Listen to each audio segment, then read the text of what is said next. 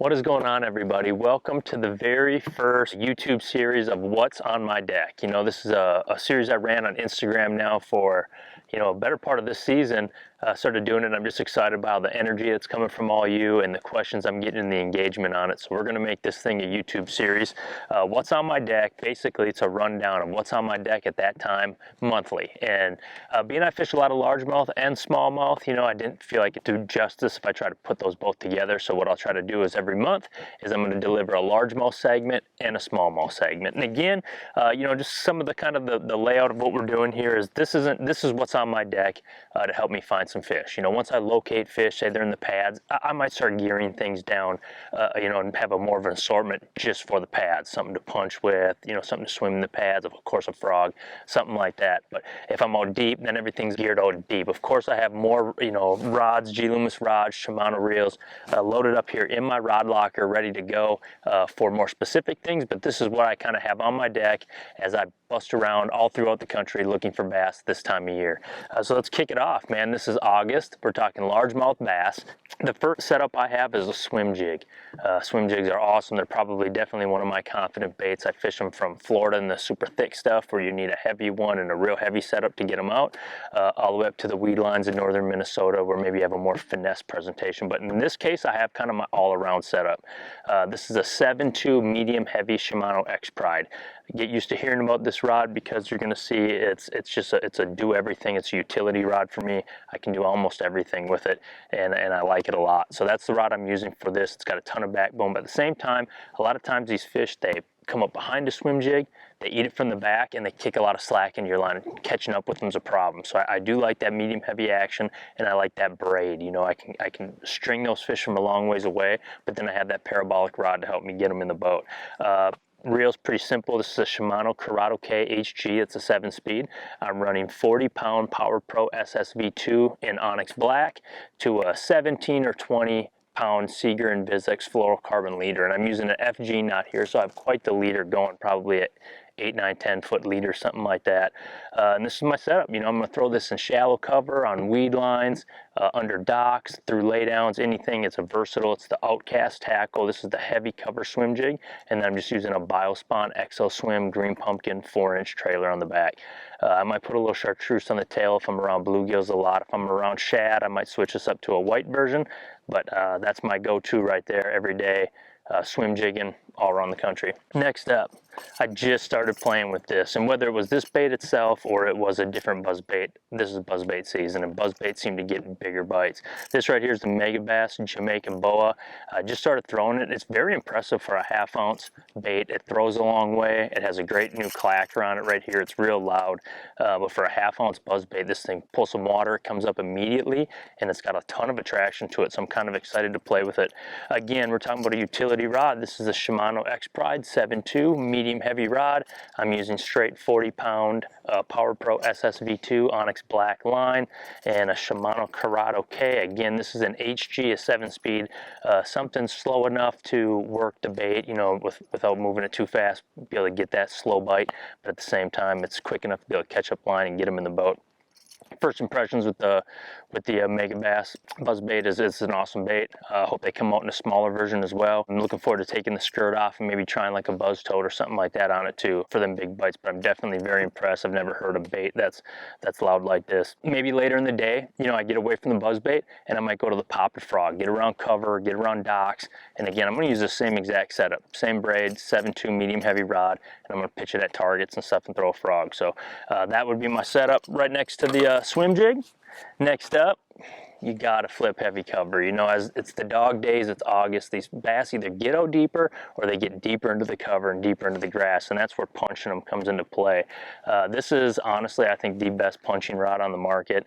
I've liked it in every series G Loomis has made in this since I can remember, and this is the G Loomis GLX. This is the 953, so it's a flipping rod. It's an FPR rod. It's made for flipping. It's 711, but it's a medium heavy flipping, so it's got a lot of parabolic action to it. When those fish, when you hit them, you pull them up out of those mats. I'm usually only using this rod around emerged heavy cover, shallow emerged heavy cover, under 5-6 feet, and the grass is topped out. Whether that's a hyacinth mat, thick lily pads, cover, thick shallow cover. I'm using 50-pound Power Pro SSV2 Onyx Black. I like that Onyx Black. You know, I'm not afraid that the fish, they can't see it. It looks real good in the water. Ton of strength to get even out of the thickest stuff. In this case, I'm using a 1-ounce Woo tungsten weight. That's the Never Chip series. Awesome. I had no more boxes of chipped up weights, that's for sure. And a 4-aught owner jungle flipping hook. This is an awesome hook. I've used this now for a couple years. I have a ton of confidence in this hook. With the heaviest of action, with the biggest of fish, this will peg them and get them back. And then pegged onto this hook is just a Biospawn Vile Bug. Awesome little bait, not a ton of action to it, punches through that kind of cover, big enough profile, dark black and blue bait. And then with this, I got the Shimano Metanium. This is the last year's model Metanium. This thing's bulletproof. I've used it all over the place. I love it. This is an 8-speed reel. You know, I'm punching into heavy cover, I'm getting the bite, setting the hook, and I want to catch up on that fish real fast. So using that high-speed reel definitely helps in that situation. But this is my punching rig. You got to have it around. This time of year, weeds are going to start thinking about dying. They're chopping them up. They're blowing into the windy stuff. They're pushing up against reeds and cover and stuff like this that I have behind me right now. Getting in there and punching them up is a great way to bust a big bag in the late summer and definitely in through the fall. Next, the frog. This is just a Spro frog, black and yellow. I like green, I like white. I don't really think it matters too heck of a lot. I'm actually using a G Loomis IMX. This is an old one. This is a telescoping rod actually. I've just busted so many fish learning how to fish a frog, learning how to bass fish, growing up being a G Loomis guy, and this was the rod that I did it with. So even though there's definitely newer and definitely probably even better rods out there, better newer technology, this one's still an old standby for me. And when I'm fishing up here in northern Minnesota and I'm throwing a frog, I like to have this rod in my hand. Throwing a Shimano Curado K. This is an 8-speed. Again, I want to be able to pick up line quick. I'm using the rod to kind of impart the action that I want from the bait. I'm waiting for the fish to eat it. I'm hitting them. That's plenty of rod right there. And then I just need a fast, strong reel to get them out of the muck and back to the boat. So I'm using the 8-speed here on the Curado K. And then straight 50 or 65-pound Power Pro SSV2. I might also use regular Power Pro in this situation. And matter of fact, I generally would. For this kind of a frog setup, I'm throwing deep into cover generally, and that's why I need such a heavy setup to get them back out, so that nothing in the world cuts like 50 and 65-pound regular Power Pro. So definitely a good option there. But the frog, a great way to get a big bite. It's summertime, you get them thunderstorms rolling in, frogs get eaten all over the country. Next up, slipping into some of that deeper water, I got a Carolina rig. My Carolina rig, I'm throwing on a Carolina rig rod. This is a G Loomis NRX 873C Carolina rig rod, medium heavy, 7.3. This isn't just good for Carolina rigs, it's good for football jigs, biffle style bugs, any offshore structure rod that you're dragging something. This is the rod for it. I'm throwing this on, again, I got a Shimano Curado K. This is an HG. I might throw it on a faster one, 7-8 speed, something like that, so I can pick up a line quick. I'm using the rod again to impart that action. I got a 1-ounce Woo tungsten weight, again, a Never Chip. I've had this on here all year. It doesn't have a single chip. It's always good to go. A little bead, a little bit of clacking action. Coming down here to just, the bait's simple, you know, I'm just using a 4-aught. This is an owner round bend hook, 4-aught simple owner round bend worm hook, and I'm using the new 10,000 Fish by Catch Company, and this is the Yodo worm, kind of got bunched up on me there, but it just looks like I definitely put a little chartreuse on the tail when I get to throwing it. Throw this around rock piles, you know, deep sunfish beds, ledges, any of that kind of stuff, and you're going to get bit. It's got that mimic profile, rib body. Awesome, brand new bait. Just started playing with it, but it is definitely a Carolina rigging bait. And then last but not least, I'm using straight 20-pound Seager and Vizix fluorocarbon to a straight 20-pound Seager and Vizix fluorocarbon leader. Pretty simple. Can throw it around zebra mussels, jagged rocks, anything. This thing gets bit. You're giving a weightless presentation to fish, and works under pressured conditions and when they're just straight chewing. So a Carolina rig, always on the deck of my boat, especially in August. Next up, the chicken. You know, hair jigs have come a long way, kind of busted out on the ledges down in Chickamauga and Guntersville and Kentucky Lake in the past, but definitely play all the way up to Minnesota and New York. My setup's a little bit different than most people use. You know, this is the brand new chicken from Outcast Tackle. It's probably the best production hair jig I've seen. It's got the right hook in it, everything. This is the 3/4 model, white. Sometimes I throw bluegill. I kind of keep it simple there. I'm using a 7.3 medium heavy poison adrena rod. It's actually a soft rod. I use this for lipless crankbait, stuff like that, but it's perfect for the chicken. You know, I throw it out there, you're picking it up, you're letting it fall, you're picking it up, you're letting it fall, they bite it, and it's just all bowed up action from there, because I'm also using 30-pound Power Pro SSV2. Super quiet, 8-strand braid. You can't hear it in my guides. To a 15-pound Seeger and Vizix leader. I just lost a lot of fish when I was first learning how to throw a hair jig on straight fluoro, and switching to this presentation, but still using the lightness of it all seems to be the key, and I really think I get vast majority of my bites on it. And again, I'm using a Shimano Corrado K 200XG. That's an 8-speed reel. I'm just picking up line, dropping it, picking it up. I feel them bite on the fall, and I need a quick pickup so I can get them and lean into them, put that fish in the boat. But a hair jig all over the country gets bit from these pressure bass once they get out deep. Side imaging, all the structure scan stuff is getting on top of these fish. People know where they are. Sometimes you just got to turn around. You can't throw them same big football jig and stuff like that and expect to get those bites. So definitely the chicken hair jig from Outcast Tackle, awesome bait for this time of year, all through the summer when the fish get out deep. We're getting right down to the nitty gritty. A crankbait, you gotta have it. I'm not even the biggest cranker in the entire world. I'm from Minnesota. We don't always throw that crankbaits like we probably should. We don't have any shad, stuff like that. But you know what?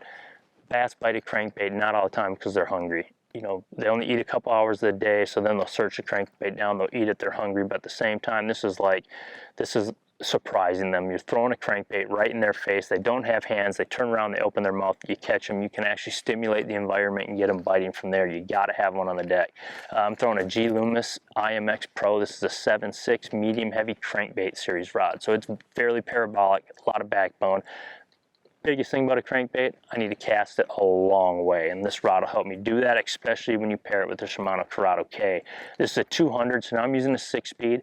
It's enough for me to work the bait real slow on the bottom, but still enough to catch up to them. You know, they used to use 4-speed, 5-speeds back in the day. You don't even hardly see those anymore. Seems like it's 6, 7, and 8 speeds. And when you're deep cranking, you definitely want to go with that 6-speed. I'm using straight 12-pound Seeger and Vizix fluorocarbon. In my opinion, there's not a better one on the market. And I've been playing around right here. I switch through the crankbaits. You know, some days it might be a Rapala, other days it might be a Strike King, depending where I am. But right now I've been really liking this for both smallies and largies. This is the Megabass Deep 6 crankbait. I was kind of throwing this around out there on Lake St. Clair, where I just came from, and right away got to work here on largies, fishing it around here. So awesome setup. Got to have a crankbait on the boat at all times of year. August, we're going deep. One of my favorites, and what we plan on doing a lot of today, as we are fishing here, we got Outcast Tackle Stealth Fighter jig. And this is the grass jig. We're actually shooting a video on the difference between the Stealth Fighter jig and the Cage Fighter. That's more so Cage Fighter. Gets its name for flipping docks, laydowns, brush piles, stuff like that. This one right here is a grass jig, and it's the best on the market for it. This is a 1/2 ounce Outcast Tackle Stealth Fighter jig. I'm using a Biospawn Biocraw, green pumpkin, bass eat it. Again, I got that 7.2 medium heavy X Pride out, and I'm using an 8-speed Shimano Titanium reel. Here you can see I use a chartreuse line now. Again, I'm using that FG knot, and this is 40 pounds straight, 40-pound Power Pro SSV2 in their chartreuse, their high vis color, and then I'm going to a 20-pound Seeger and Vizix fluorocarbon leader. Again, I'm using a lot of leader. That's got to be about 8 feet. So I get the benefits, everything, medium heavy rod. A lot of people, and me including, grew up flipping a big FPR, big flipping rod for these fish in this milfoil, and it's just not necessary. I don't have the body build to be swinging a big rod like that all day. Those rods go stiff quick, those fish come up, they jump off, and in this case, I don't lose those fish. I'm not fatigued. It's awesome. If I see a boat dock, I can fire right to it. It's a very versatile rod, and this thing straight puts fish in the boat when you're flipping grass. Last but not least, you got to have a finesse rod on the deck. And in this case, I'm throwing just a little Z-Man TRD on an Outcast Tackle Perfect Net Head, the head I helped design. Definitely the best net head on the market, and I'll back that up. This thing's awesome. If it wasn't a Ned head, I'd probably be using a drop shot. Maybe you got a little like Aaron Martin's worm on there, a little robo worm, something like that. Talking largemouth, but you got to have the drop shot. You got to have a finesse rod on your deck. And in this case, it's just the Ned rig. I can throw this on the weed edge. I can throw this on little rock spines, you know, down a little rip wrap if I come to it. But generally, the Ned rig will definitely get the bites, and I just like to throw it. For this, I'm using a G Loomis NRX 872S spinning rod.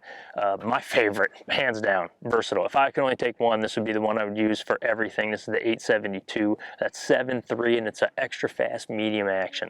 It's great. It's got tons of backbone, a fast tip. I can seriously use this rod for almost all my spinning applications. I'm using the Shimano Xsense 4000. That is the reel I use for all of my spinning rod needs. I got a bunch of them. They're bulletproof, awesome drags. They're there, you know, I always tell people, if you're going to spend money on a setup, spend the money on your spinning setup. That's what it's there for. It's spinning tackle, it's a light line. You want good drag systems, all that kind of good stuff, a very sensitive rod to feel and detect the bites. So definitely spend your money on the spinning setup, and I definitely didn't save no expense here with this setup. I'm using 10-pound Power Pro SSV2 braid lime. Again, I want to be able to see it. I want to see that high vis line, and I'm using a long leader. I'm probably running with an FG nut, a 20-25 foot, in this case 10-pound Seeger Invisex fluorocarbon leader. That's my setup. And that's it. That's the first episode of What's on My Deck, Largemouth Series, August 2020. Next week, I'll bring the smallmouth stuff to you. And again, we'll just keep these coming. I appreciate you guys. Follow along, subscribe to my channel, and we'll keep What's on My Deck floating here for you guys to check out. Take care. See you on the water, tight lines.